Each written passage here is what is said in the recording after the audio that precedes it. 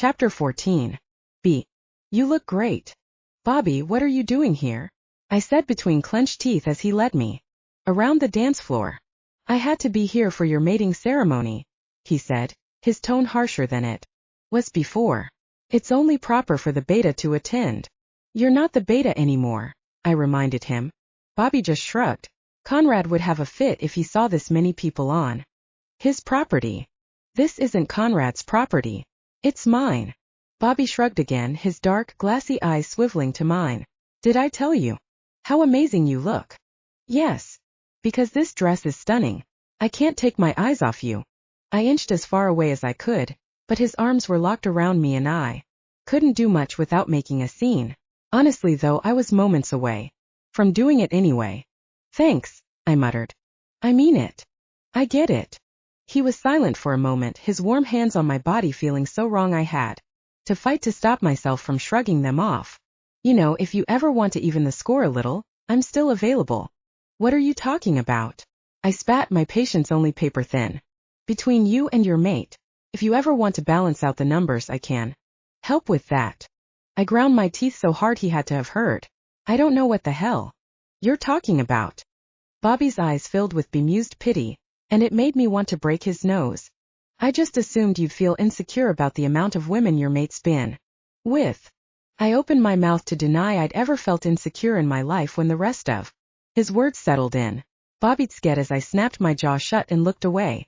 You must hate knowing you're competing with thousands of other women that came before you. I can't imagine what that must be like. Each word out of his mouth hurt worse than the last, but all I let show was my anger. It was safer than anything else I was feeling. Everyone has a past. What's your point? He raised a brow before spinning me away from him and then back into his arms. I'm sure your sexual history pales in comparison to his. This is only your first mating. Imagine how many ceremonies he's had before this. My stomach cramped at the thought of hundreds of other women walking down the aisle to my mate. How many other vows had he said? How many other women called him theirs? I gritted my teeth harder and shook my head. I don't care about what happened in his past. I'm his present and his future, and that's all that matters. Of course, Bobby said as he danced us toward a quiet corner of the garden. But if you're ever feeling like you'd like to get a little even, you can always call me. I'd be happy to buy you that beer any time. Hell, I'll even make you coffee in the morning, he said with a wink. And that was the end of my patience. I yanked out of his hold, making him stumble with my abrupt movement. Are you fucking kidding me? I see that. Bobby brushed his hands down his shirt and shrugged. What? You're really suggesting I cheat on my mate with you the night of our ceremony? My voice was rising, but I didn't care. This asshole had pushed one too many buttons and I was through taking his shit. I'm just letting you know you have options. I'm just giving you a way to get back at him a little. I took a calculated step forward and watched the fear flash through his dark eyes. I don't need options. I don't need to get back at my mate for anything. What I need is for you to get the hell out of my face and off my property. Now. Bobby held up his hands and backed up a step. Hey, relax. I was just trying to be nice. Nice. I spat. The ex-beta rolled his eyes and my blood pressure skyrocketed. Yeah, nice. All you had to do was say no. Hell no. Bobby's face flushed, his hands fisting at his sides. Now you're just being rude. Bobby, rude would be breaking your arm for disrespecting my mate at our ceremony. What I'm doing is giving you a chance to get the fuck out of my face. Before I do that. He took a step toward me and maybe I should have felt fear, but all that coursed through my veins was adrenaline and anticipation. I was ready for this. Asshole. She said you need to leave. We both turned to find a young, sandy-haired werewolf I'd never seen before, with his hands fisted at his sides. You need to mind your business, Luke, Bobby said. No, Huxley interrupted as he and Matthias stepped out of the crowd of people around us. You need to get the hell out of here before we carry your ass off this dance floor in pieces. Who do you think you're talking to? Bobby thundered, his face even redder than before. Hux, Matthias, can you please lead Bobby off the property? Gladly, the former muttered as he wrapped a meaty hand around Bobby's bicep. The ex-beta yelled and thrashed in their arms as every guest at the party turned to stare. It was clear this conversation was no longer private like I'd hoped. My eyes scanned the crowd until I found Will. He was closer than I thought and definitely within earshot. Judging by the harsh line of his jaw, I knew he'd witness what happened with Bobby, just like I knew it took everything in him to stay where he was and let me handle it. It somehow made me love him even more. Movement out of the corner of my eye caught my attention, and I turned to find the young werewolf Bobby called Luke slinking off into the crowd. "Hey!"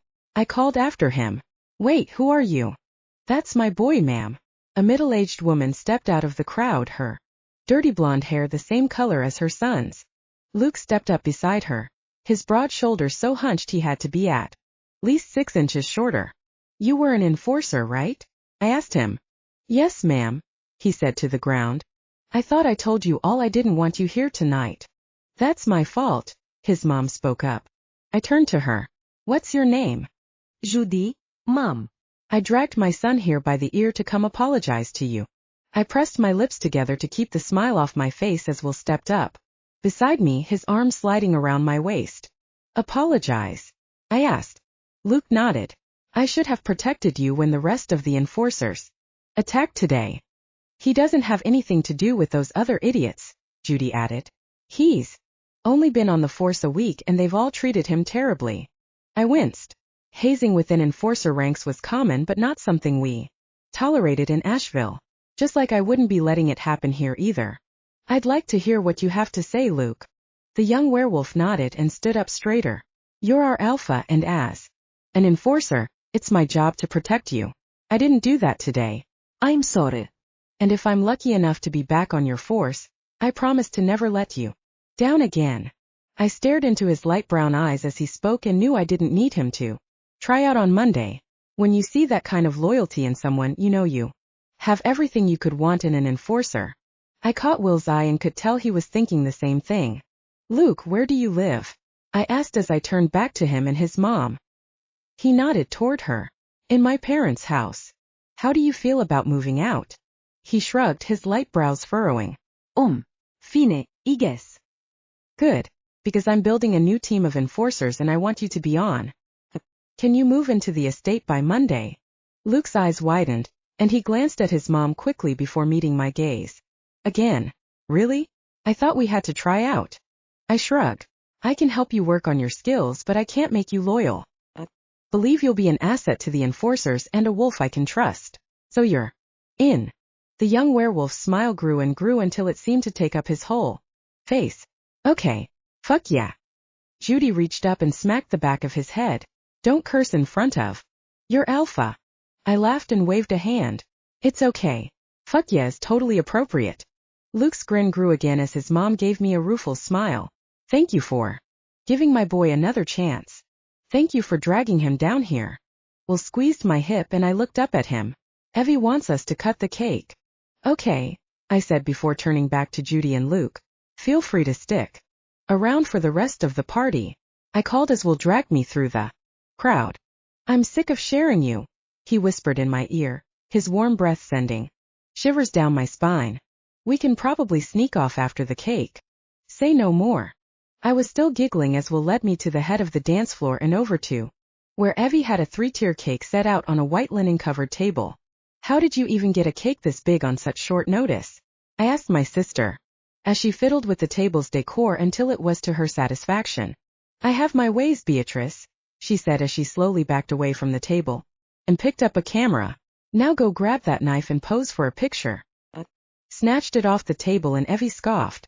"Not like you're about to stab someone, Beatrice." I winked at her as I adjusted my grip and waved Will over. "We need to take approximately 300 pictures, feed each other a slice of cake, and then we can make our escape," I murmured.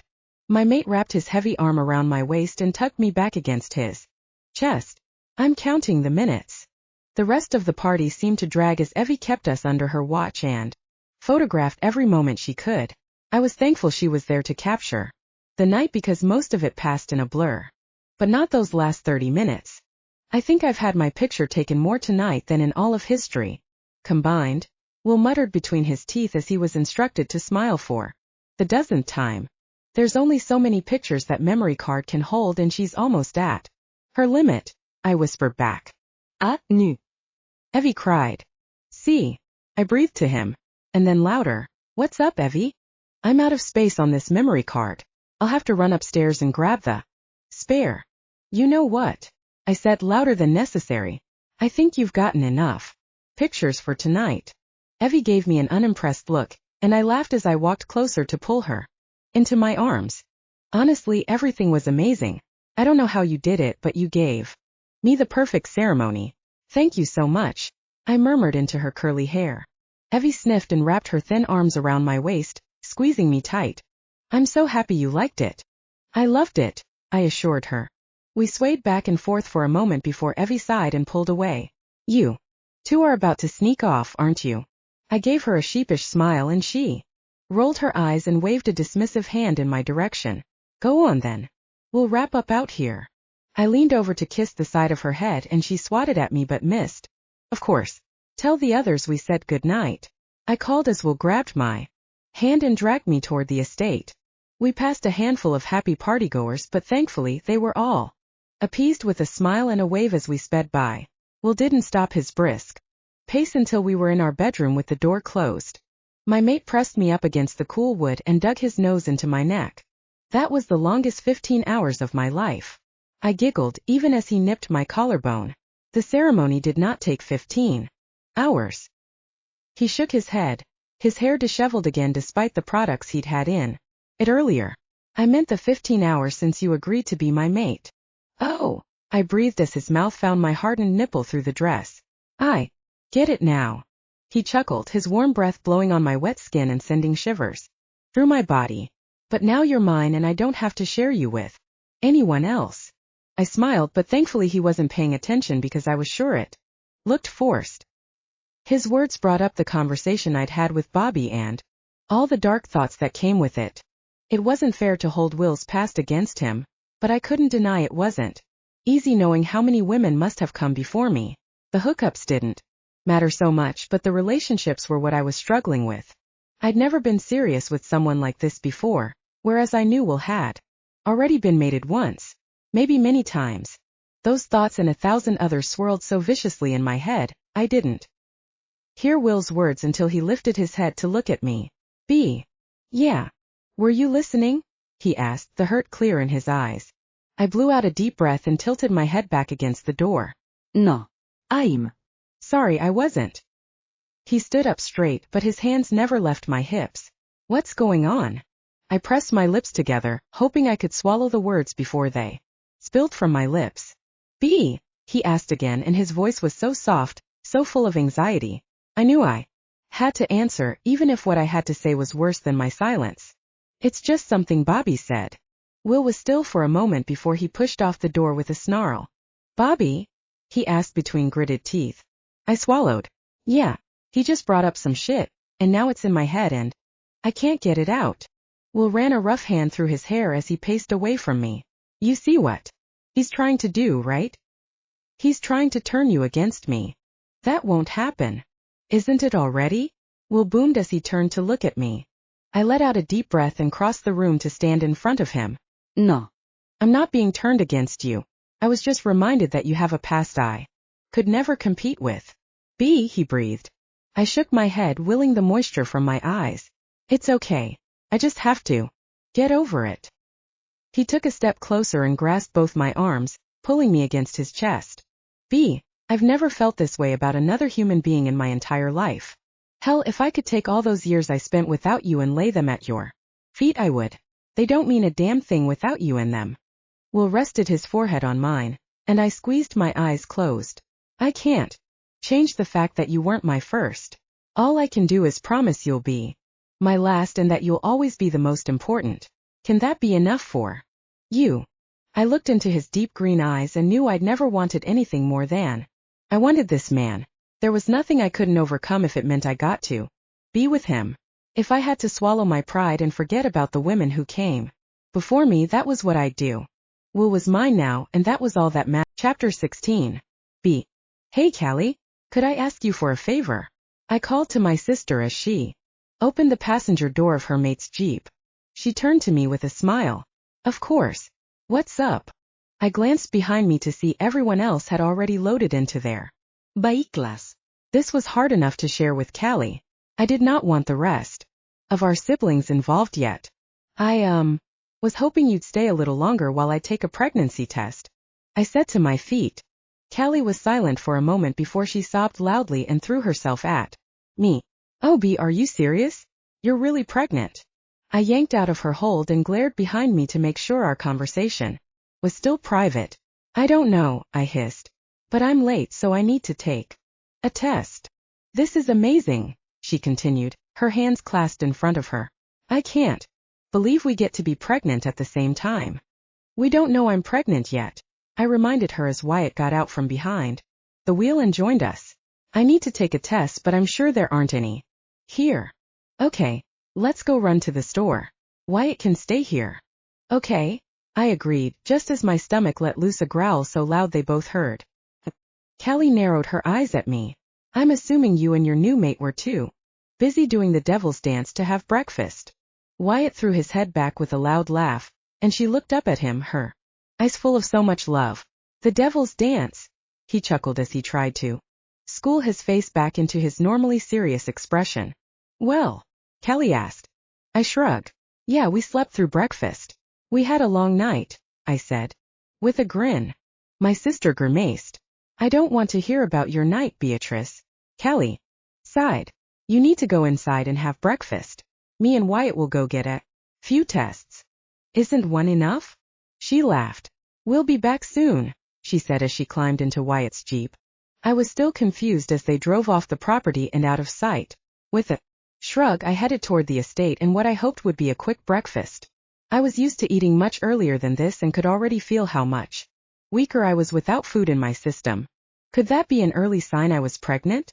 For the first time, I really thought about the possibility that I might have a baby inside me. And just like that, the anxiety was almost too much to bear. How was I going to have a child? I wasn't ready to be a mom. I was too busy trying to get this huge pack to follow us when we were nothing more than strangers to them. How could I do that and also have a baby? And what about Will? He said he couldn't have kids. How could I be pregnant? Then, I took a deep breath and let the worries go as best I could. Will said he couldn't have kids, then I must not be pregnant. My cycle must be off due to all the stress I'd been under lately. This was probably just a waste of time. I was still going to take a test, but now I was confident it would be negative. It had to be. I took a couple minutes to run back up to our room and change into real clothes before hurrying to the kitchen and the smell of cooking food. Alpha. I turned to find one of the maids, Tessa, with a tray in her hands. I was just coming to find you, she said. What's up? She nodded toward the plates in front of her. I made you both breakfast. Will the other Alpha be joining you? Tessa, I said as I held up a hand. Please call me Bea and him Will, okay? And no, he had some things to take care of, so it's just me. Her eyes flashed with worry as she looked down at the plates. It might get too cold, she muttered. I shrugged as I walked over to take the food from her. He can always warm it up. Tessa smiled, but it looked strained. I guess she was the type that wanted you to enjoy her food when it was fresh. Evie was like that when she cooked too.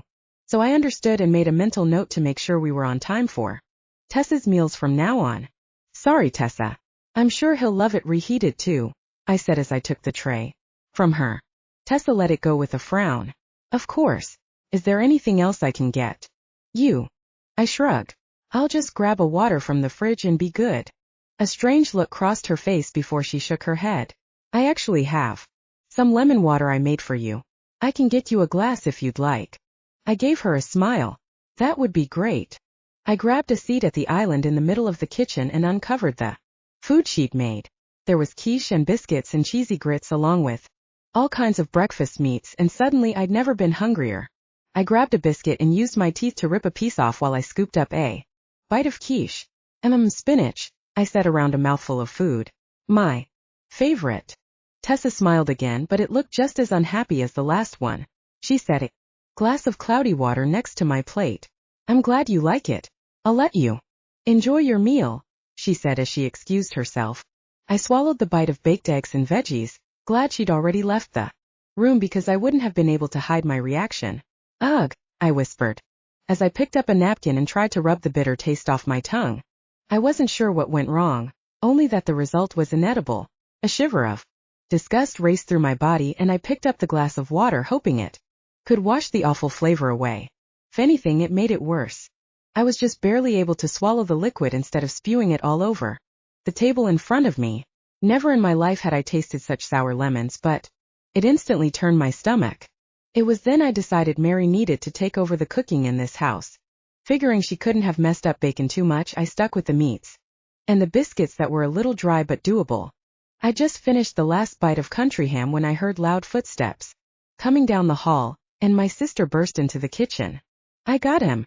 Where's the bathroom? My stomach cramped, and I wasn't sure if it was because of the bad food or the local pharmacy bag that hung from Callie's arm. I don't have to pee right now. She rolled her eyes and walked over to grab my arm. I'm sure you've got little in there. Let's go.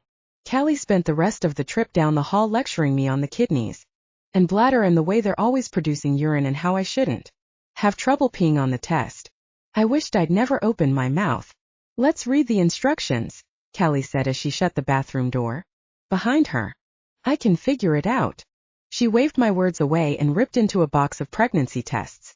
I've heard the ones with pink dye are most accurate, but I also got some digital just to be safe. I peeked in the bag she brought and found another 4 boxes of tests. Callista, why did you buy out the family planning section? She rolled her eyes and snatched her purchases out of my hands. I did not. Just wanted to make sure you had enough. When my expression didn't change, she huffed, her cheeks turning pink. Okay, whatever. Just pee on this for 5 seconds, she said as she thrust a plastic stick toward me. My hand shook as I took the test from her. Of course I'd had to take a few of these over the years, but it had never felt like this. The stakes had never been so high. I swallowed. Okay, get out. Callie sked.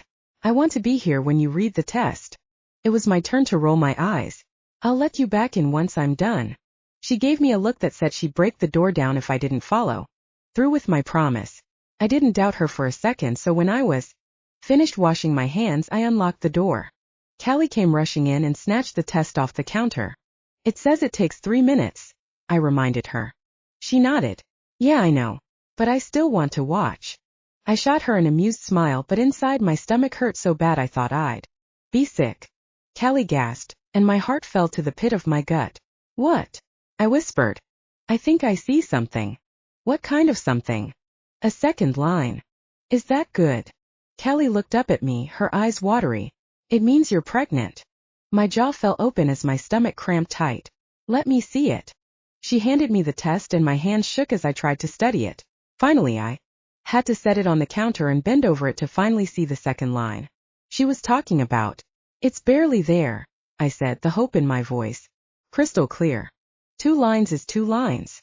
I stared at the little pink marks, willing the lighter one to fade away or finally darken, to give me a definitive answer one way or another. But when it was clear that wasn't going to happen, I tossed it in the trash and stormed out of the bathroom. Callie ran to catch up with me.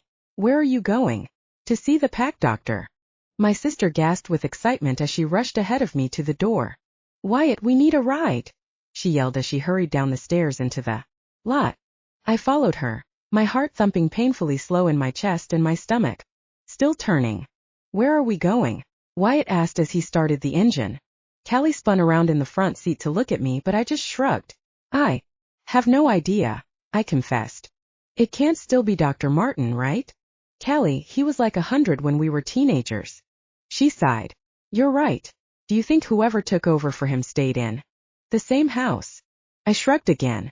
I mean, it was already set up as a clinic. It would make sense. Callie nodded and turned back around. Head out of here and make a left on that road. Wyatt followed her instructions, and I rested my head on the leather seat, my mind as restless as my stomach. Thankfully it was a short trip because more than once I thought I'd have to ask him to pull over so I could throw up. I climbed out as soon as we pulled to a stop, thankful to not be moving anymore. Are you okay? Callie asked as she joined me. I shook my head. My stomach has been bothering me all morning. Thought I was hungry, but it's only gotten worse since I ate. Callie gave me a smug smile. Sounds like morning sickness. That only made things worse. Hello there. Can I help you? We fell silent as we both turned to find an older man with deep brown skin standing in the open doorway. Are you the pack doctor? The man nodded. Name's Roy. What can I do for you? I stepped in front of Callie. Roy, my name's Bea. I'm the new alpha of the pack. His eyes widened before he dipped his bald head. Alpha. Forgive me. I turned to my sister to see the same look of disgust on her face. Call me Bea, please, I said as he stood back up. I'd like to talk to you about your practice and your place in this pack. Could we come inside? Roy's eyes widened again before he jumped in place and motioned for us to enter. Of course. Please come in and have a seat. His house was full of old leather couches and even older books. It reminded me of my dad's office in our old house, and the thought was almost comforting. Enough to make me forget the pain in my stomach. Almost. Roy, I'd like to get to the point. Can you tell me why you're charging the pack for your services? The older man blanched as a sheen of sweat broke out across his forehead. I didn't have a choice. Conrad stopped paying me and I couldn't even afford my monthly tithes. I had to start charging for treatment or find employment elsewhere and leave the pack without a doctor. The anger was as swift as ever, and even Callie let loose a soft growl from next to me. Starting today, your services are free again to all pack members. I'll make sure you're properly compensated for your work. His dark eyes lit up as bright as his smile. I'd be happy to. I nodded. Good. Because I was hoping you had time to see me today. He laughed. You? Of course. Let's go back into one of my exam rooms. I didn't bother asking my sister to wait outside because I knew she wouldn't have listened. At least her mate had opted to stay in the car. What's going on, Bea? Roy asked as soon as we were seated in a room. My stomach twisted and I had to take a deep breath before I could speak. I was hoping you had an ultrasound machine. His eyes remained curious and clearly I was going to have to say the words that had been ringing in my head since yesterday. I think I might be pregnant. A smile spread across his face as he nodded toward the other end of the room. Got one right there. I'd be happy to check you out right now. When was the first date of your last menstrual cycle? I did my best to answer his questions as I laid down on the exam table and unbuttoned my jeans. My mind spun and I wasn't even sure if what I was saying made sense as I tried to prepare myself for every possible outcome. All right, I've warmed up the jelly so it won't be cold. All you should feel is some pressure on your stomach. I nodded, but kept my lips pressed tight together as he began the exam. Whoa, he said almost immediately. There they are. Don't say it. Don't say it. Don't say it. I see 5 heartbeats in there. Congratulations. You're having Chapter 17. Will. Alpha? Did you want to take lunch in here? I turned to find one of the maids standing in the doorway with a tray in her hands. I'd happened upon what must have been Conrad's old office and commandeered it for my own purposes. It felt like I was borrowing yet again and I hoped to do something about that soon. Sure, I finally said when I realized I hadn't answered her yet. You can. Just put it on the desk. She nodded as she hurried across the room to do as I asked. I also brought you some fresh lemon water, she said as she set the tray down. Is there anything else I can get you? No, thank you. The woman whose name I forgot dipped her head and disappeared from the room. Started pacing again as my mind raced with all the things I needed to do. I'd had no trouble securing a date for Abraham to come out with some men and talk about remodeling the estate. But that was where my luck ran out. I'd put in a call to my accountant, but all that did was raise red flags I didn't have time to deal with. Apparently, the man I'd been working with passed away over 50 years ago, and no one in his firm had ever heard of me. Thankfully, his son had taken over for him and seemed willing to keep his questions to himself for the right amount of money. Junior found my information hidden in his dad's old things and was already working on securing me an account at a local bank. But what had me wearing a path on the plush carpet was that bastard Bobby. My whole body itched with the need to confront him, but I hadn't seen or heard from him all day. I'd searched the entire estate twice, but he was nowhere to be found. Since he always seemed to be haunting the halls, I'd assumed he had a room here, but that didn't seem to be the case. I'd even ransacked the office looking for pack member information, but couldn't find anything. Either Conrad didn't care enough to keep track of his wolves or those files were somewhere else. As I passed by the desk, the smell of food hit my nose and followed me all the way across the room. I made one more loop before I gave in and sat down to eat. I pulled the silver covers off the plates and dug in, not even sure what I was eating. The food was hot and tasted good at first, but as I swallowed, the bitter aftertaste settled on my tongue, and I grimaced. What the hell did she make? I muttered as I inspected the food. It looked like some kind of egg and vegetable dish, and it smelled good, so I didn't understand why it was so awful. With a shrug, I pushed that aside and focused on the grits, but those too had a bad taste. I took a sip of water, hoping to cleanse my palate, but it was so sour it puckered my lips instead. The glass clunked against the tray as I set it down, and forced myself to swallow. I'd eaten some interesting and sometimes disgusting things in my travels, but nothing compared to this. It was almost like the water was polluted and affecting everything cooked with it. I glanced around the tray, bypassing the biscuits I was sure tasted bad too, and instead grabbed a sausage link.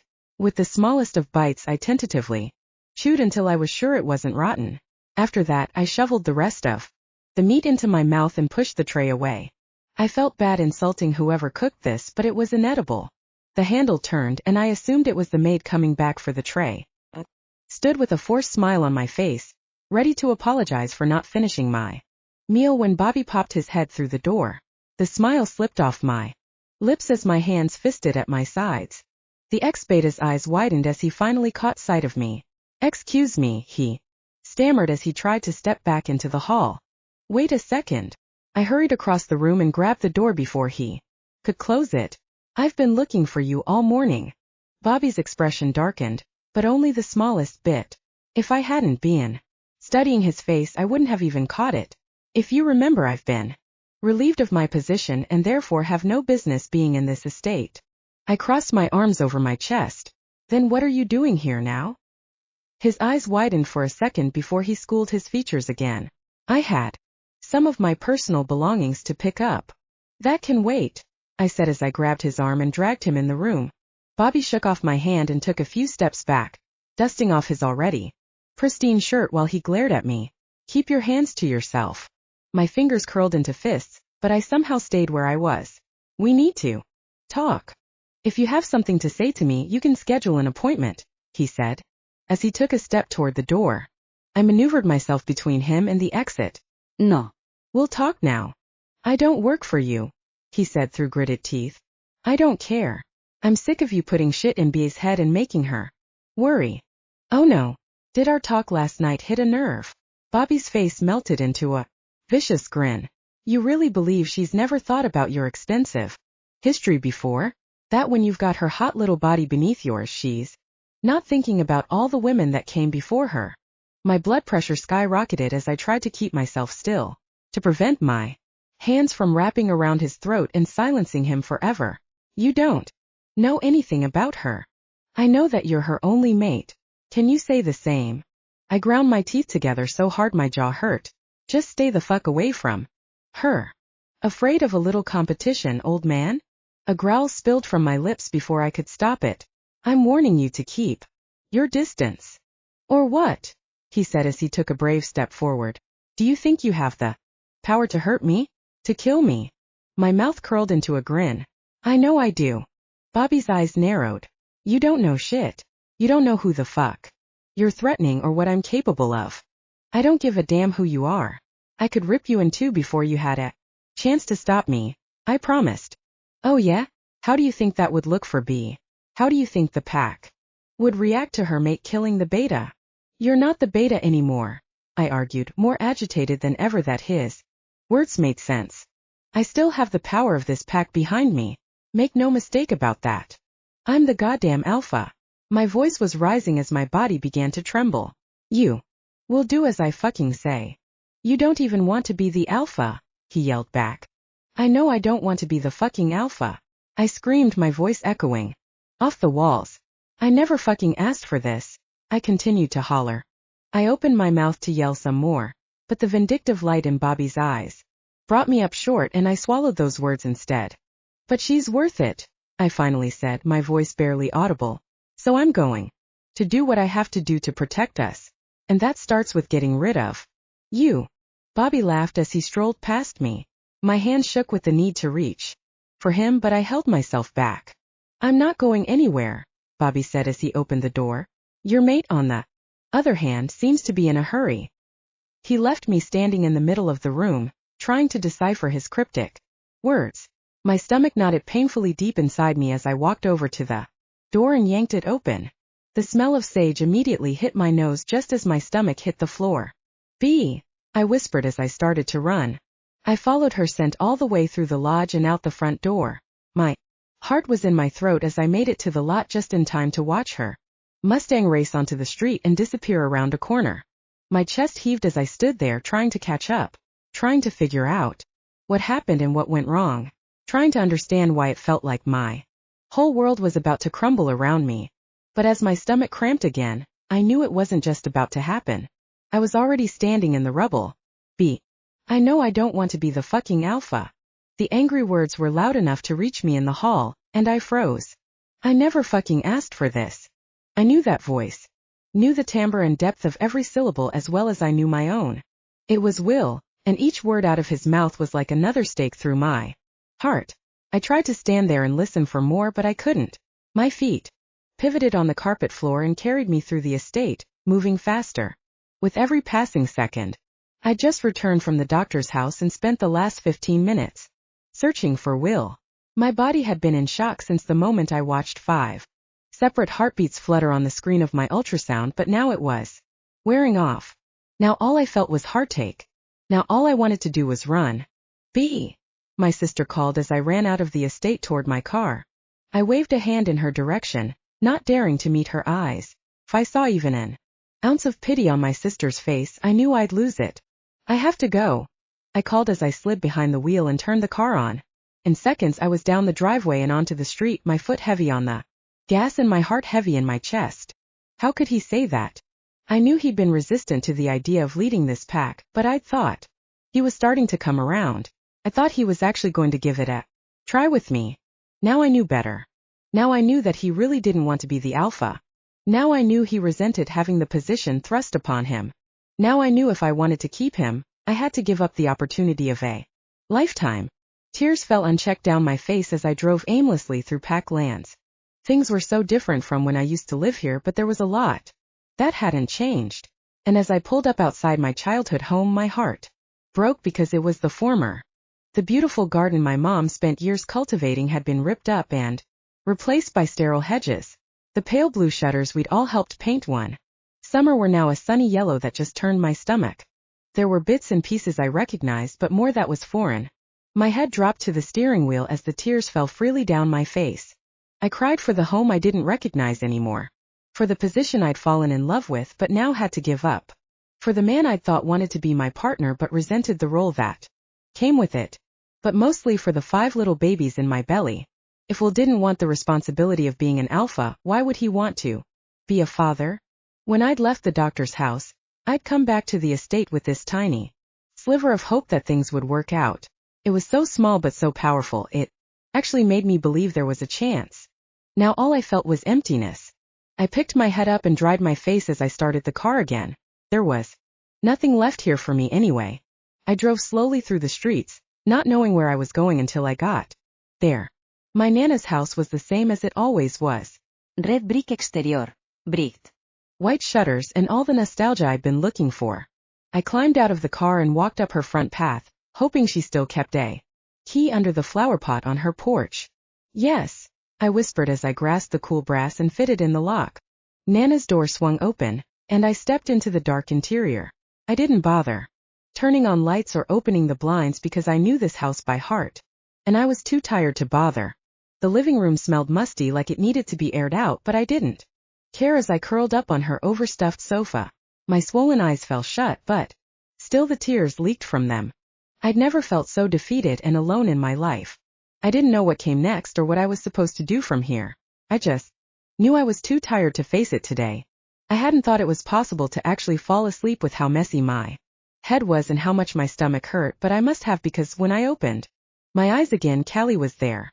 I figured you'd come here or home, she said, her voice soft in the dark room. I tried there first, I croaked before clearing my throat. It doesn't look anything like our house anymore. Callie sighed as she picked up my feet and slid onto the couch beneath them. Yeah, It seems like there's a lot that's been changing lately. She patted my leg as her soft eyes met mine. But most of all for you, huh? I thought I'd cried myself out, but my eyes welled with tears as I looked at my sister and nodded. She sighed again as she scooted closer to me. What happened back there? Did Will say something to upset you? I laughed through the tears, but it sounded more like I was choking. Yeah, he said enough. She was quiet for a long time. Does he not want the babies? I sniffed and rubbed at the wetness on my cheeks, willing the tears to stay gone this time. I don't know. I didn't get the chance to tell him. Callie frowned at me. Then why did you run off like that? I took a deep breath and let it out slowly before I even attempted to speak. I was looking for him when I heard him yelling to someone about not wanting to be the alpha, about how he didn't choose this. I spat. Who was he talking to? Does it matter? If he doesn't want the responsibility of running this pack, there's no way he wants the responsibility of 5 kids. She was silent for another long moment. What are you saying, Bea? Do you think he'll ask you to terminate the pregnancy? My heart slammed against my ribcage at the thought, and I covered my belly with my hand. I couldn't feel them in there yet, but I knew they were, and that was enough. That's not an option. If he doesn't want to be the alpha with me, if he doesn't want to raise these kids with me, then I'll just have to do it alone. I knew I could do it, but deep down inside I fervently hoped I didn't have to. Chapter 18. Will. What are you doing here? I turned and tried to shield my tired eyes from the early morning sun. Wyatt. The enforcer gently closed the door of his Jeep before storming over to me. I asked what you're doing here. I glanced behind me at the house I just found after hours of walking through Packlands. She's in there. I asked. I almost couldn't believe I'd finally found her, but that ache in my chest was only getting stronger. Wyatt's jaw ticked as he glanced from the house and back to me. Yes, she is. But you shouldn't be here. She's my mate. He crossed his arms over his chest. Yeah, and if she wanted to talk to you, she'd come find you at the estate. You should go back there and wait for her. I took one slow step toward him, my body already trembling with the need to shift. I'm not going anywhere without her. Will. Every organ in my body froze for 1 second before I turned to find Bea standing in the doorway. Her face was still pink and puffy from crying, and my already twisted stomach sank further. Bea, I said, my feet moving toward her without my permission. Her expression shuddered, and I lost my balance as Wyatt raced around me and settled himself between us. Get out of my way, I spat. Callie was there in the next instant, her face flushed with anger and her fists clenched tight at her sides. How dare you come here, she seethed as her mate pulled her back behind him. How dare I come find my mate? I asked slowly before looking over Wyatt's shoulder at Bea. How dare I spend the last 18 hours looking for you? Asked, my voice rising. How dare I spend more than half a day wondering if something happened? Not knowing why I was feeling your heart breaking, only that you were hurting somewhere. Only knowing instead of running to me you ran from me. Her eyes swam with tears, but not a single one fell as she glared at me. I was running to you, Will. I was running to my mate, the man who said he wanted to try with me. Instead, I found the man who lied to get what he wanted. Because he only cares about himself. Bea's anger almost blew me back a step. What are you talking about? In a flash she was across the yard, her eyes hard like marbles. You said you would try being alpha with me, she yelled. And then you turned around and told the next person you never wanted the position, that you never asked for. This. Well, you know what, Will? I never asked to be mated to the original werewolf. You're so scared of committing to anything you're about to watch us walk right out of your life. I shook my head as I pushed past Wyatt. He tried to resist, but neither of us wanted a fight in that moment. I am trying to run this pack with you. I am trying to be the alpha. That's not what you said yesterday, she hissed. I was so confused, and the animosity radiating off her and everyone else out here was making it harder to concentrate. I tried to cycle back through all the encounters I'd had yesterday, and what she thought she could have heard.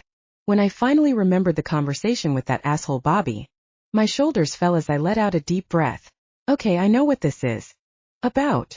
This is about you and your fear of responsibilities. No, I said as I shook my head. It's not. What you overheard was a heated discussion with Bobby. He was goading me, and I spoke without thinking. No, she said, stretching out the vowel. You finally spoke the truth. You don't want to be alpha, and you don't want the responsibilities of this pack. I opened my mouth to argue some more, but a single tear streaked down her face and it stole my breath. Bea wiped it away with an angry swipe. But I don't need you. I can run this pack myself. I can train another group of enforcers. I can be a mom and a dad for these kids if I have to. What kids? All the blood drained from her face as her blue eyes went wide. My knotted stomach started twisting even harder as my heart galloped ahead. Bea, I said, my feet moving me a couple steps closer. What kids? Her electric eyes never left mine, so I watched as each emotion flashed through them. Denial, fear, determination, anger. Bea's hands slowly drifted to her flat stomach as my vision became tunneled. All I could see were her delicate fingers as they spread across the front of her jeans. A million thoughts raced through my head, but before I had the chance to voice any of them, Bea gasped and fell to her knees. I was just a fraction of a second too slow to catch her but pulled her into my arms in the next instant. Bea? What's wrong? Her hands were still on her belly as her face scrunched in pain. It's my stomach, she grunted. It's been hurting since yesterday. My own gut churned as sweat broke out on my forehead and my skin turned clammy. I'd felt sick all night but ignored my symptoms in my haste to find Bea. Now that was catching up with me. I climbed onto the front porch and set Bea in a chair before my legs gave out, and we both went tumbling to the ground. When I spun around to find a seat of my own, vertigo struck and I lost my balance.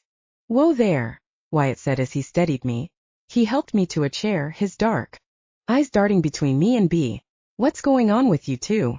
Callie rushed onto the porch and knelt at Bea's side. I thought it was just morning sickness, she murmured to her sister. My eyes shot wide open as I almost fell out of my seat. What? I gasped. Callie turned to me with suspicion while Bea ignored my gaze altogether. I climbed to my shaking legs and took a single step toward her. Bea, are you pregnant? I whispered. Her eyes finally met mine, but a set of squealing tires interrupted us, and her gaze jumped over my shoulder. I spun around just in time to see a small silver car screech to a stop in front of the house. One of the maids from the estate jumped out from behind the wheel, muttering, "Stay here," before she hurried up the front path toward us. Alphas, she said as she fought to catch her breath. I came here to warn you. You're not safe here. Tessa, Bea said. I turned to watch her rise from the chair, the only proof of her discomfort in the extra lines around her eyes. What's going on? She looked scared, and every heart there started to race. It's Bobby, ma'am. He's setting a trap for you. He's got half the Charlotte enforcers lying in. Wait. I jumped to my feet as Bea staggered forward a step. What about my men? Tessa shook her head slowly. He's got them all tied up out front. I don't know what he did to them, but they're not in good shape.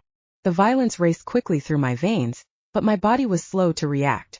I tried to move, but my heavy feet stayed still while the rest of my body pitched forward. This time there was no one to catch my fall, and I landed in a heap on the porch. What the fuck? Wyatt muttered as he helped me to my feet. What the hell is wrong with you? I don't know. I grimaced as I tried to force my tired legs to hold me up. It's the wolfsbane. Everyone froze for one single second before we all turned to Tessa. What did you just say? Bea asked, her voice low and lethal. The maid's throat bobbed with a harsh swallow. You're feeling the effects of wolfsbane. It was in your food yesterday. A deep growl rumbled up through my chest as Wyatt and Callie crouched into defensive positions. You poisoned your alpha? I asked through gritted teeth. Tessa slowly nodded, the stench of fear leaking from her pores. A loud roar fell from my lips as I lurched toward her. I'd never hurt a woman in my life, but this was a threat to my mate, and I'd eliminate it no matter who they were. Wait, Bea yelled as she shuffled in between us. Get out of the way, Beatrice, I ordered, but she ignored me. Why? She asked the maid, and everyone fell silent again. Tessa stared at Bea, her lip trembling before big fat tears rolled down her face. He threatened my son, she wailed. He said he'd kill him if I didn't help poison you. Everyone fell quiet while Tessa continued to cry in front of us. I'm sorry, she wailed. I'm so sorry for what I did, but I had to protect my son. Why are you here now? Bea finally asked. Tessa wiped her nose with the back of her hand. I thought he just wanted to make you sick so he could challenge you for the pack, but he's taking it so much further. He plans to kill you and all your enforcers. He said once he's alpha, he's excommunicating all the wolves you invited into the estate. He called them traitors to their pack, and the enforcers working with him believe everything he says. I need to go, Bea said next. I grabbed her arm before she could walk away. Bea, you can't be serious. You can't go up against Bobby like this. You can barely stand. That's the poison, Tessa said, her voice small. I turned to glare at her, and she shrank before my eyes. I might be able to help with that though. How? I snarled. She swallowed hard and pulled the purse off her shoulder. When Bobby made me get the wolfsbane, I made sure to purchase the antidote too, in case I gave you too much and you got too sick. Thoughtful, I sneered. Bea slapped my chest with the back of her hand. We need to take that now. Is there enough for both of us? Tessa nodded as she handed over 2 dark vials of liquid. You should be fully healed in a few hours. Bea uncorked her bottle and tossed it back with a grimace. We don't have a few hours, she said. We need to get to the estate now. I swallowed my antidote too. Bea, you can't face him right now. It's not safe. He's got my men, she fired back. Who knows what he'll do to them if I take too long? Who knows what he'll do to you if you go there like this? I yelled back. How can you fight right now? I don't have a choice, she spat. Bobby's going to hurt innocent wolves if I don't stop him. I ran a rough hand through my hair as I tried to find a way out of this that didn't end with me losing my mate. Okay. Why don't we call Abraham and have him and his men come down here to help us? Bea was already shaking her head. We don't have time to wait for him. God damn it, Beatrice. We don't have the manpower to go up against Bobby and who the hell knows how many of his sycophant enforcers. I'm not letting you go there and get yourself killed. And I'm not sitting here waiting for backup while my people die. I'm going there and ending this for good. You can either come with me or you can stay here, but you're not getting in my way. I can probably talk to a few wolves on my way out. See if they can meet you there and help, Tessa offered. Where the hell do you think you're going? I snapped. Tessa swallowed hard, her eyes going wide. I assumed I'd be excommunicated at the very least. Or if Bobby has his way, I'm sure me and my son will be killed for this. Either way, it's best if I go. Bea stepped around me and reached for Tessa's hand. You can stay here with your son. We'll send someone to come get you when it's safe. Alpha, it's Bea, and I insist. Tessa's eyes filled with tears again as she nodded. Go get your son and lock up behind us, Bea instructed. No, I said as I grabbed her arm and spun her around. You're not doing this. I'm not allowing you to do this. She yanked herself out of my hold and glared up at me. Do I need to remind you what happened last time you interfered? This time we're not surrounded by a pack full of werewolves that would step in on my behalf. We're in enemy territory with a full-blown mutiny on our hands. I need you to join me or get the hell out of my way. Anything else and you'll get the both of us killed. I stared into her eyes, reading the truth there for myself. There was no talking her out of this, which only left the option of going along with this asinine idea and making sure she made it out alive. I don't like this, I growled. Bea shrugged. I'm not crazy about the situation either, but we don't have a choice. She stopped speaking as Tessa and a young boy joined us on the porch. This is Hunter, she said as she nodded toward him.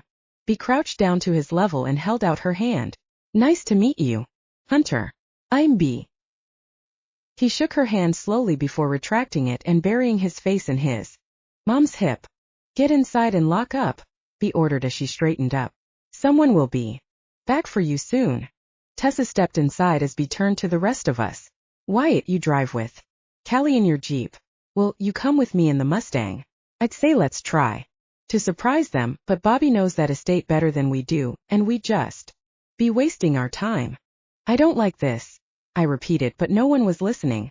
Wyatt, you park a couple blocks away and come in on foot with Callie. I don't want them to know you're still in Charlotte until absolutely necessary. Eva. Got a plan to end this with minimal bloodshed, but I need you all prepared for the worst case scenario, she continued. What does minimal mean? I asked but was ignored again. Finally, Bea turned to me, the determination bright in her eyes.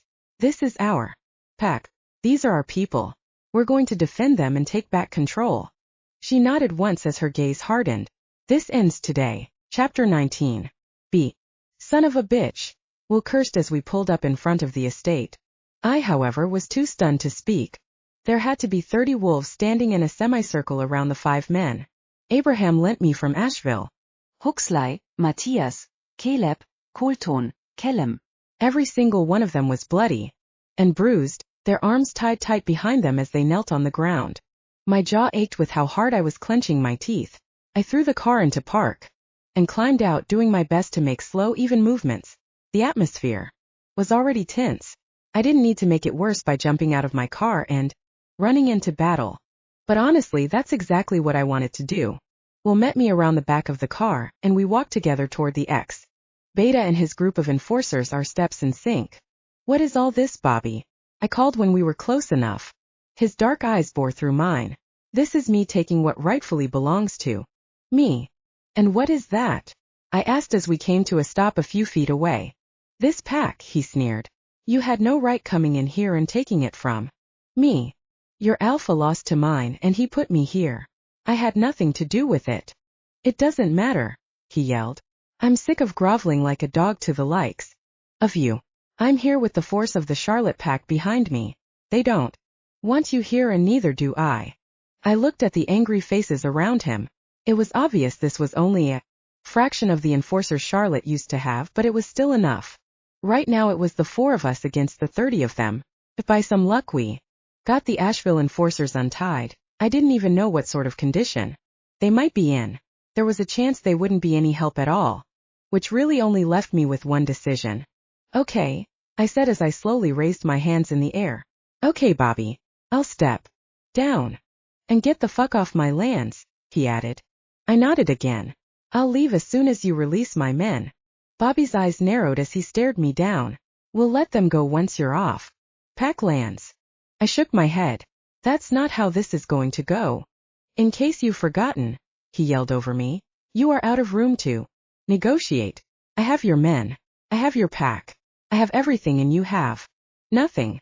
You do what I say or we'll just kill all of you. A gasp rang out from behind Bobby, and my eyes darted to the source before my stomach fell. Standing in a group surrounded by large enforcers were the Charlotte pack members I'd invited into the estate. Tracy was there with another man who was probably her husband and 2 teenagers who looked just like her. Next to them, Marcia stood huddled with a set of even younger kids, their eyes wide and full of fear. My stomach had actually started to feel better since I took the antidote, but now it was twisted again like I'd be sick. What are you doing with them? I asked, nodding toward the group of terrified werewolves. Bobby glanced over his shoulder at them before turning to me with a shrug. They're traitors. They'll be dealt with accordingly. Will growled softly beside me as I felt the answering anger rising in my system. I don't think so. Let them come with me and we'll all leave. Bobby's eyes narrowed. These are my pack members. I'll handle their insubordination. They weren't insubordinate. They were following the orders of their alpha. You never should have been the alpha, he yelled, spit flying from his mouth. That position was always mine and you stole it. Anyone who was foolish enough to stand by you will be punished. My fisted hand started to tremble. I'm not going to let you hurt those people. You don't have a say. Will growled louder as I took a step toward Bobby. Your problem isn't with them, it's with me. So let's end this for good. You win against me and I'll leave with my men and you can have this pack. But if I beat you, this pack is mine and you're gone for good. Bobby rolled his eyes. I'm not fighting you. Why? I asked, my voice rising. Afraid you won't win? His dark gaze darted from side to side before his expression narrowed with anger again. Of course I'll win, he spat. Then let's go. I told you I'm not fighting you. If you're too scared to fight me, then you're too weak to be alpha, I said, loud enough to reach everyone in the clearing. Bobby's eyes jumped even faster from wolf to wolf as the whispers got louder. Between his men. I pulled my shirt over my head and tossed it aside. Let's go. We're ending this now, I said as I reached for my jeans. Will grabbed my arm and yanked me back hard. Have you lost your fucking mind? He hissed in my ear. You can't go up against him like this. I shrugged off his hold.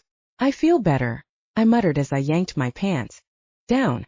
Will's eyes were wild and frantic as they met mine. Beatrice. No. You can't do this. Will. I'm fighting Bobby and winning this pack back.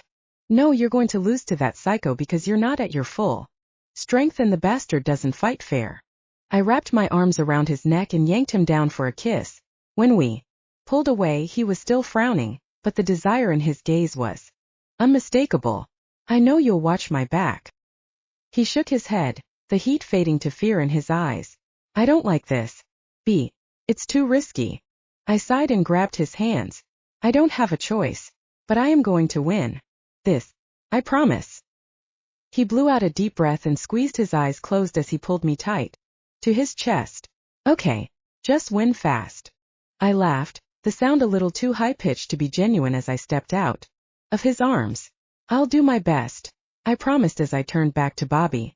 The ex-beta was talking to his enforcers, his voice too soft to hear, and I was instantly suspicious. I let the magic run through my body, breaking my bones and shifting them into a wolf's. I heard the loud cracking sounds behind me and turned to find Will in his other form too.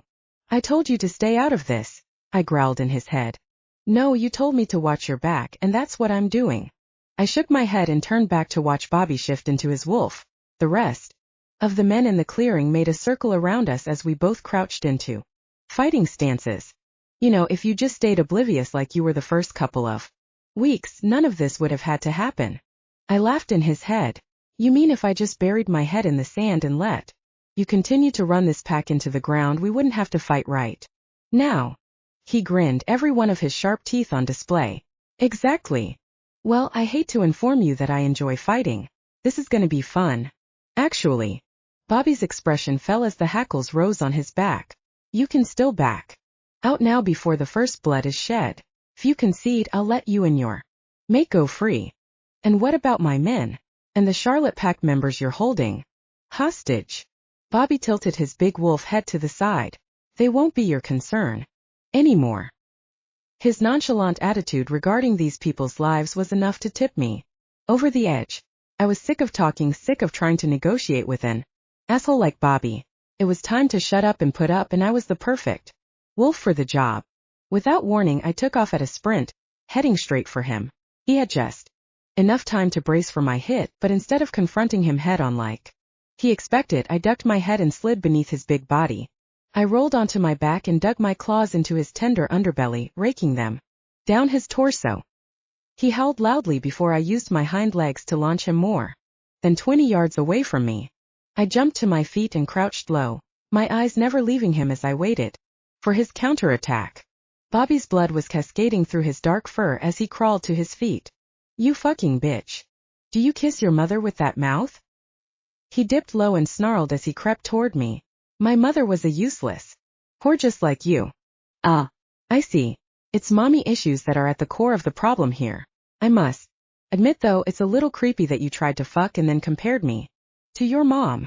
I feigned a shiver even as Will's ferocious growl behind me set my teeth on edge. Please, Bobby snarled in my head as he circled me. I was never interested in you. All I cared about was being alpha. Tell yourself that all you want, buddy. The ex-beta roared loudly before launching himself at me. I sidestepped him easily, but he shot out a long limb to knock me down. My feet scrambled for purchase as he turned around and attacked again. B. Will yelled in my head, but I ignored him. I had to. With a growl of my own, I dodged Bobby again, batting his face with my claws, and then sinking my teeth into his hamstring. He howled in pain as I jumped out of range, my eyes never leaving him. Fuck!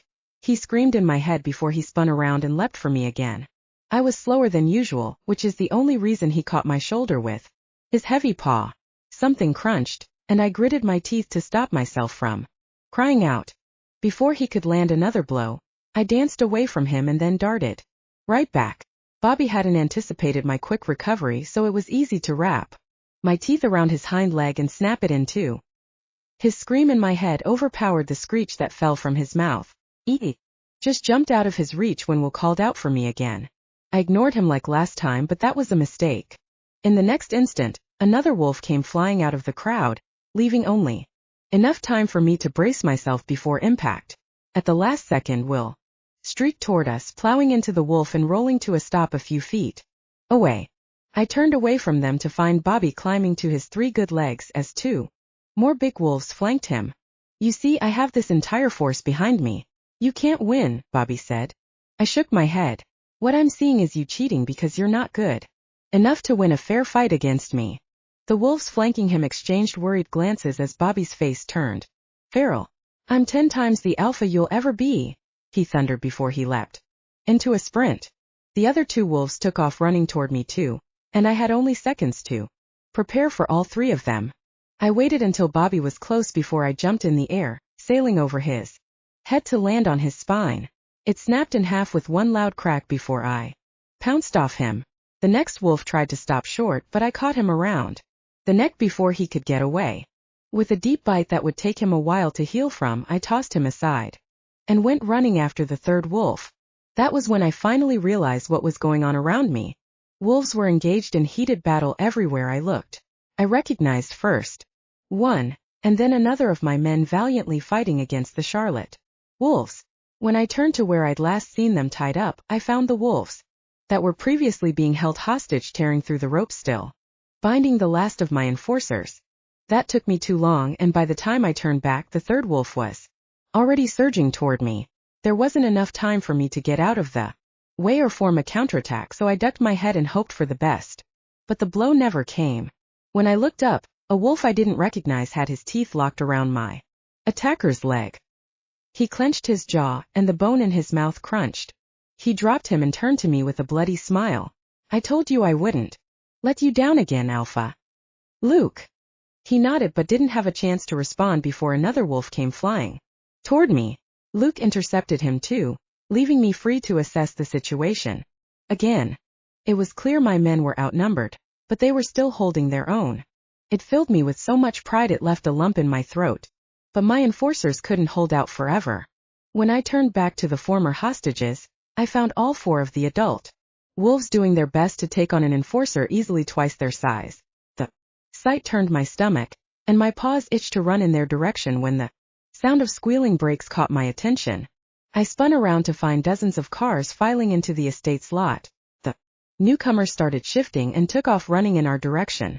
I didn't recognize any of them and knew they must be pack members I hadn't met yet. My feet stayed glued to the ground as I waited to find out if they were on our side or not. But when another wolf from the back sprinted toward the front and yelled into my head, I knew I had my answer. Bea, watch out, Tessa called before being dragged into a fight of her own. I ducked just in time and rolled to the side as a giant black wolf landed right where I'd been standing. His disorientation gave me the seconds needed to leap onto his back and break his spine. I glanced behind me at the new wolves fighting on my behalf, then to Tracy and Marcia, who looked like they were just barely holding their own. My eyes scanned the crowd, dodging stray claws and fangs until I finally found him. Will was busy contending with 3 wolves on his own, and that made my choice easy. I darted through the battleground, sidestepping friendly wolves and fighting back the ones who lashed out on my way by. It was hard for me to tell friend from foe, but the other wolves didn't seem to have the same problem. What would be the repercussions of a fight like this? Packs didn't have civil wars. They were always united. Would we all be able to pick up the pieces when this was over? Those thoughts raced from my head as I launched myself onto one of the wolves. Fighting Will. He called out for me, but I ignored him as I worked on incapacitating my opponent. Another wolf joined us, and now Will and I were each outnumbered 2 to 1. But it didn't stop us for a second. Without a word, we backed toward each other until our tails bumped. From there, we fielded every blow sent our way. Minutes later, we stood surrounded by paralyzed wolves, but the battle was far from over. With a single glance, we both nodded and started running. Together, we took down wolf after wolf. We fought alongside our friends and people we'd never met before, but it didn't matter. Will and I were in perfect harmony. Every step synchronized, every move complementary. Finally, we struck down the last of them and stood there, staring at each other, panting and bloody. Are you okay? Will asked, his eyes bright with the same adrenaline I could feel blasting through my veins. I nodded, but as I did, the whole world spun and the edges of my vision darkened. The cry of victory that went up from the other wolves sounded far away as I fought to stay awake. as I fought to get back to the light that was fading. But I was too weak. And then everything went black. Chapter 20. Will. It looks like a broken collarbone, but I won't know until we do an X-ray. The doctor muttered as he examined Bea. Damn it, he hissed. She can't have an X-ray. And we need to do an ultrasound first. He continued, talking to himself. Why can't she have an X-ray? I spoke up from the corner where I'd been banished. With Callie's directions, I'd rushed Bea to the pack doctor's house, my head in snarls the whole way. She'd slept peacefully in the passenger seat while the fear and anxiety ate away at my insides. I was a wreck by the time we got here, and that wasn't doing me any favors with the doctor, especially after I almost ripped his arms off when he made Bea wince during his examination. He tried to kick me out after that, but I think he realized pretty quickly that wasn't going to happen.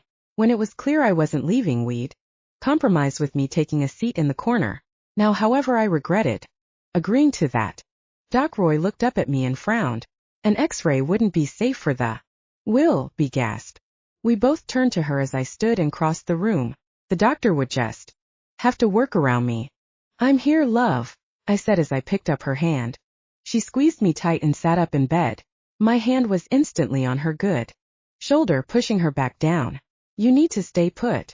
Bea's eyes narrowed as she fought against me. No. I have 100 things I need to do, and none of them involve me laying down. She glanced around the room, her eyes settling on Roy before darting back to me. Are we in the doctor's house? She asked, her voice softer. What are we doing here? What happened? Did we win the fight? I finally exerted enough pressure to overpower her, but I was sure it was only because she wasn't at her best. Bea flopped back onto the exam table with a glare. We're in the doctor's house because you fainted on the battlefield. Her eyes widened in horror. I don't faint. I chuckled because of course that's what she'd focus on. You did faint, right? After we defeated the last of the rebel wolves. Bea's lips twitched with a grin. At least we won. I rolled my eyes as the doctor cleared his throat. With a much lighter heart, I moved out of his way and went to sit in my chair again. When Bea caught sight of the doctor, her frown was back. But why am I here? She asked as she tried to sit up again. Roy was there this time to restrain her. You are here because you have what looks like a broken collarbone and an unexplained syncopal episode. Beyond that, I think we'd all feel more comfortable if you had another ultrasound. After the war you fought today. Roy's expression was stern enough for Bea to wilt under his gaze. Her hands drifted to her stomach, and my heart stopped dead in my chest. Bea, I breathed, my eyes still on her hand spread across her belly. She turned to me reluctantly, her gaze defiant. I was coming to tell you when I overheard you yelling about how you didn't want to be the alpha. I'm sure you could understand why I wasn't in a sharing mood after that. I stood up, my body moving toward her without my permission. Tell me what? Asked, disregarding the rest of her words. They didn't matter. All I could focus on was her flat stomach and all the possibilities racing through my head. Her gaze slowly shifted from defiant to worried to hopeful to full of fear. It was that last emotion that punched me in the gut as I eliminated the distance between us and picked up her hand again. Bea's eyes were so blue in that moment, like a perfect cloudless summer sky. I thought I'd lived long enough to never be truly surprised again, but I was wrong. I'm pregnant, she finally said, her voice strong but still filled with more uncertainty than I'd ever heard from her. What? I breathed, terrified I'd imagined her words. You said you couldn't have kids, she fired back. I shook my head as my hand trembled around hers. I couldn't, I whispered, and squeezed my eyes closed. I couldn't love another child and watch them grow old and die without me. I let out a deep, shaky breath before I looked at her again. But everything's different now. She stared at me for a long time, her eyes darting back and forth between mine, before she finally spoke again. So you're not upset about this? The anxiety and fear and elation and pure unadulterated joy ripped viciously through my system. It bubbled and frothed inside me until it rumbled up through my throat, spewing out of my mouth like a crazed laugh. Bea, my love, I said around another chuckle. I've never been happier. Her eyes lit up electric blue as the doctor cleared his throat again and walked back over. Let's take a look and make sure they're still okay in there. My heart leapt to the back of my throat as he wheeled over and advanced, looking machine and squirted a clear liquid on the end of his instrument. I gripped Bea's hand hard as he pressed it against her bare stomach, and the little black and white screen lit up. There they are, the doctor muttered, his eyes glued to the monitor. 1, 2, 3, he chanted under his breath, my heart pounding harder the higher. He counted. 4 and 5, he finished. They're all in there and doing. Fine. I stared at the screen, my heart in my throat and my stomach twisted into an unrecognizable mess deep inside me. Bea's soft hand squeezed mine and I finally turned to her. Are you okay? She asked. Are you really having 5 babies? She bit her lip and nodded, uncertainty clouding her eyes. We're having 5 babies. I looked down at our clasped hands. We're having 5 babies, I repeated. My eyes darted to her cautious blue gaze as a smile spread across my face. I'm having 5 babies. The corners of her lips twitched, but she kept her face straight as she stared at me. This isn't too much for you, she finally asked. You're not feeling overwhelmed or anything. You're not having any ideas about leaving, right? She trailed off, her voice going soft. My chest tightened as my heart swelled behind my rib cage. I brought her hand to my mouth and kissed each knuckle. I've told you before, but I'll say it again. My eyes met hers, and all of a sudden it didn't matter that this pack was in ruins or that I didn't know how we'd handle raising 5 kids. All I cared about was this woman and the family we were making. All I wanted was her. All I wanted was them. I'm not going anywhere without you. All of you, I amended, as I covered her belly with my free hand. A loud sob fell from her mouth before Bea buried her face in her hands and cried. I stood there useless before I finally reached out to rub her back. What's wrong, love? I'm just so happy, she wailed. The doctor chuckled next to us as he wheeled the ultrasound machine away. Good old pregnancy hormones. This is normal? I asked as I split my time between looking at the doctor and watching my hysterical mate. He laughed again. Very normal. Just hold her and give her what she wants and she'll be fine. I nodded and slid my arm around her back.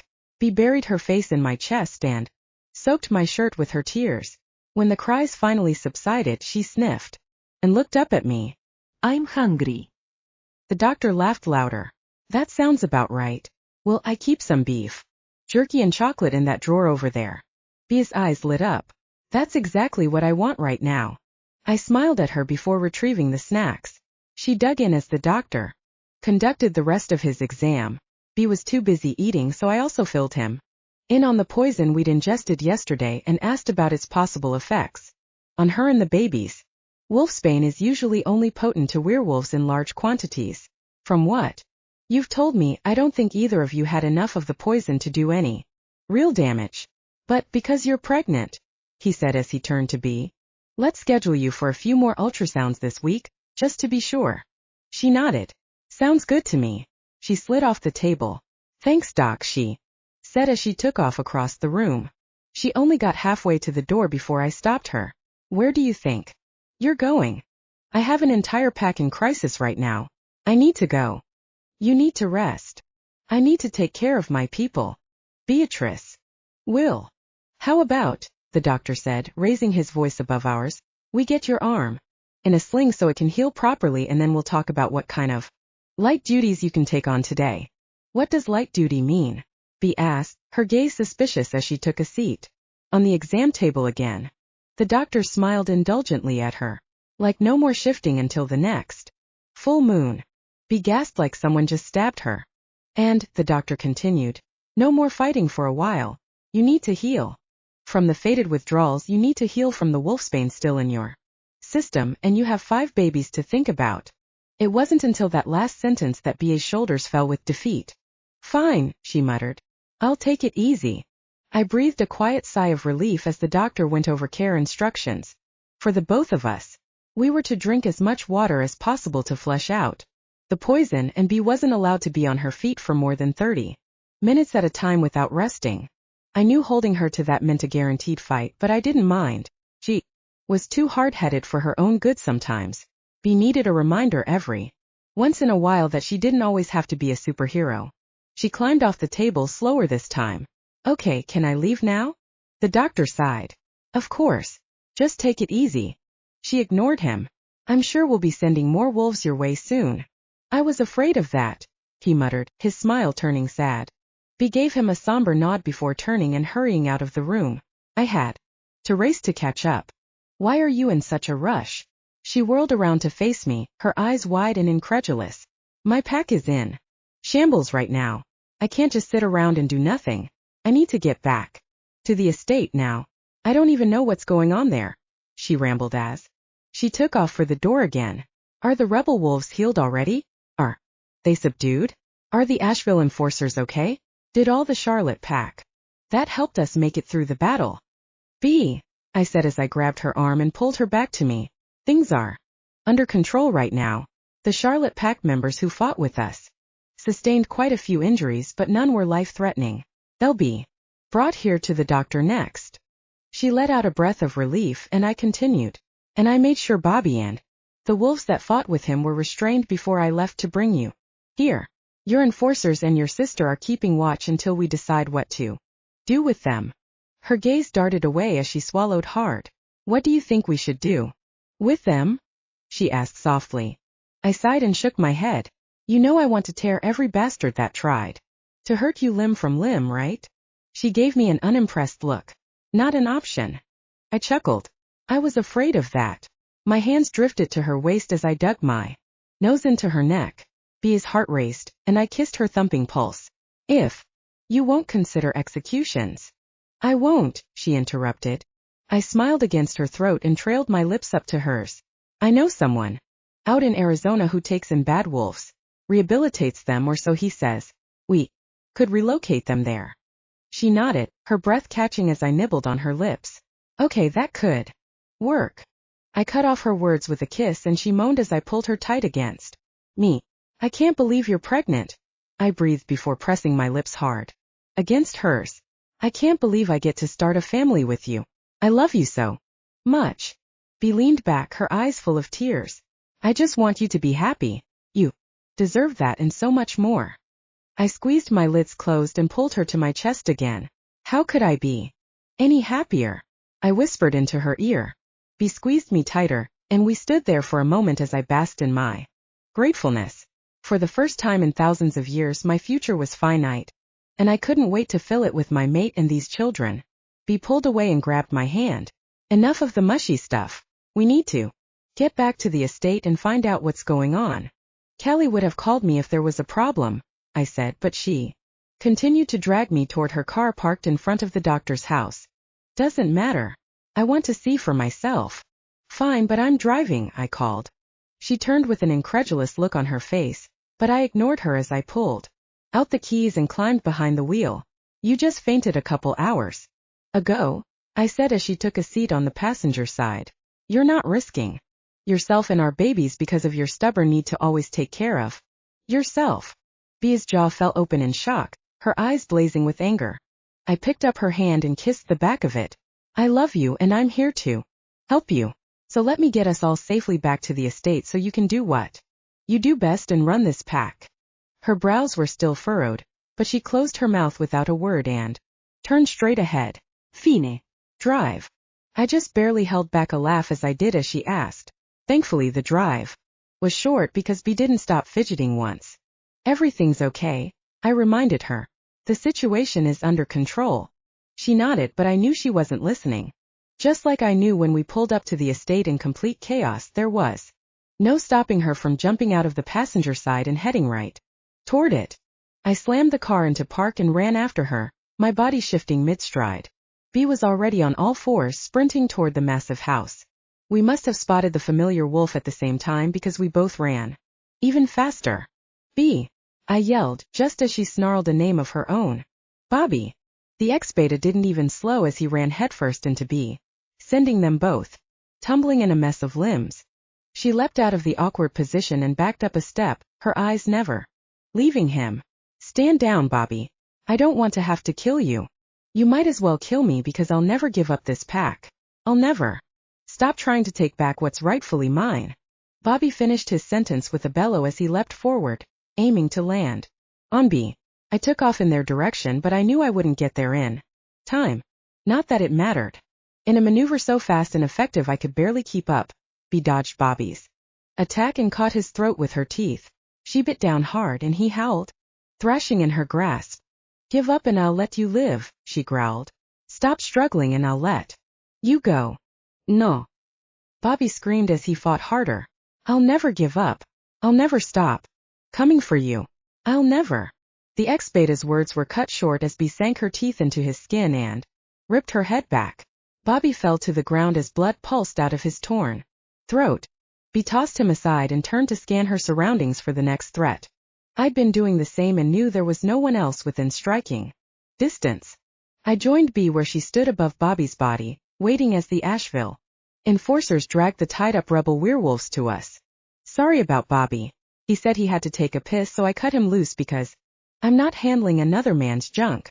Bastard ran as soon as he was free, Huxley explained as he tossed a former Charlotte enforcer on the ground in front of him. Bea's body trembled with the shift, and I followed suit. When we were both human again, she grabbed my hand and addressed the traitors. I will spare your lives today, but make no mistake, if I see any of you on these lands again, your fate will be the same as his, she said, pointing to Bobby's body and the growing puddle of blood beneath him. You're all excommunicated and will be relocated to a new pack. I suggest you take this as a lesson learned and move on with your lives, because if you come back here, I will kill you. She turned to the Asheville enforcers behind them. Snap their spines again, while we wait for someone to come pick them up. Some of the rebel wolves tried to run, but they were caught and incapacitated easily. There's a couple cells in the basement where you could keep them for now. We both turned to find Luke with an uncertain look on his face, like he wasn't sure how his interruption would be met. It was clear we had a lot of work to do with this pack. Could you show these men where those cells are located and make sure they all get down there? I asked. The young man's eyes lit up and he nodded. I'd be happy to. Bea squeezed my hand, and I knew she supported that decision. Just like I knew somehow we'd get through this. We'd find a way to pull everyone back together. We'd select a new group of enforcers that believed in Bea, wolves that would protect her in this pack, because she was an alpha worth following. When I turned to look into her stunning eyes, I silently promised to be by her side through it all. I'd make myself into the man she needed. I'd somehow be worthy of this place beside her. I had my mate, a family on the way, and more love than I knew what to do with. It had taken over 5,000 years, but I was finally happy and hopeful for the future. Epilogue. Bea, come here.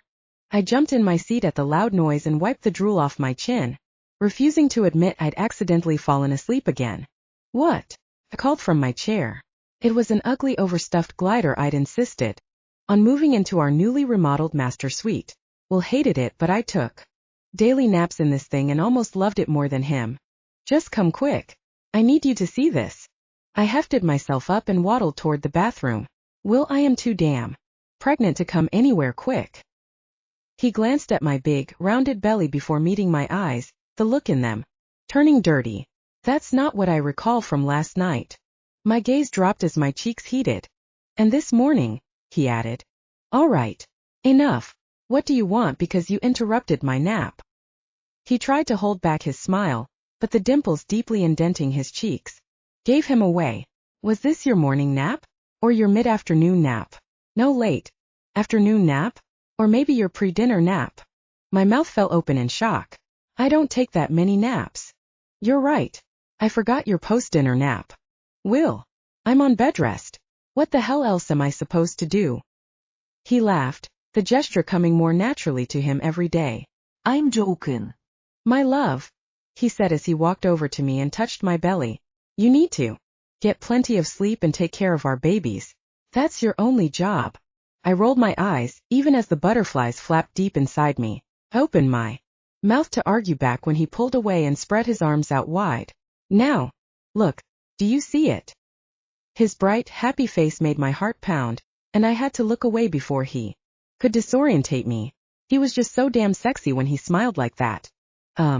Did you get a new shirt? Will rolled his eyes. No. Look closer. Do you see anything different about me? I examined him again, really trying to figure out what he was talking about. Are you using my moisturizer again? Your skin looks really good. Damn it, Bea. He shook his head and grabbed my arms, dragging me to his chest. My heart pounded harder from being so close to him, and I had to struggle to pay attention. Look, up there, he said, pointing to his head. I searched his dark, messy hair for something out of place but came up empty. New haircut. I squeaked, certain I was wrong again. He huffed out an irritated breath before he tilted his head and pointed to a spot near his temple. Right there. Do you see it? He asked, his voice rising with excitement again. I inched closer. Oh, are you talking about the gray hair? His green eyes were bright as they met mine. Yes. Isn't it amazing? A gray hair is amazing. I deadpanned. He rolled his eyes, but they were still so happy they made my breath catch in my lungs. It means I'm aging, he whispered, his hands wrapping around my biceps. It means the curse is truly over. Will's fingers were so gentle as they trailed down my face to cup my chin. It means I get to grow old with you. My eyes filled with tears, but I blinked them away as best I could. I didn't want them to blur his handsome face in that moment. There were so many things I wanted to say, but I wasn't given the chance. Will pulled me close and dipped his head, pressing his lips against mine. This kiss said everything we needed to say in that moment, and when we finally pulled apart, we were happy and breathless. Things hadn't been easy in Charlotte, but we'd worked our asses off to get this pack where it was today. It wasn't perfect, but with Will at my side, I knew we'd get there. I was where I was meant to be, doing what I was meant to be doing with the love of my life. A man who believed in me when he believed in nothing else. I'd always be the best version of myself at his side, and that's where I intended to stay.